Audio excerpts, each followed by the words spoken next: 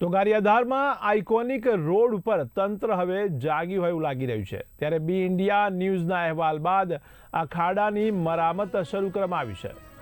તો ગારિયાધારનો મુખ્ય માર્ગ ખાડાઓમાં ગરકાવ થયો હતો, પરંતુ હવે તંત્ર હરકતમાં આવ્યું હોય તેવું લાગી રહ્યું છે। ત્યારે ક્યારેક આઇકોનિક રોડ તરીકે રજૂ કરાયેલ શહેરનો મુખ્ય માર્ગ છેલ્લા કેટલાક સમયથી ખાડા, ઉખડેલા ડામર અને ધૂળથી વાહન ચાલકો, વિદ્યાર્થીઓ અને રોજિંદા અવરજવર કરતા નાગરિકો માટે મુશ્કેલી ભર્યો બન્યો હતો।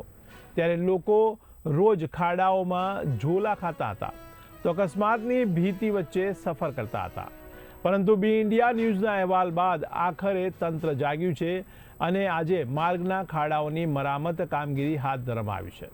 ત્યારે મીડિયાના પડઘા બાદ શરૂ થયેલી કામગીરીને લઈને નાગરિકોમાં પણ હવે રાહતની લાગણી જોવા મળી રહી છે। ત્યારે હવે પ્રશ્ન એ છે કે શું આ માત્ર તાત્કાલિક પેચવર્ક છે કે કાયમી ઉકેલ? જનતા હવે ટકાઉ અને ગુણવત્તાસભર માર્ગની માંગ કરી રહી છે।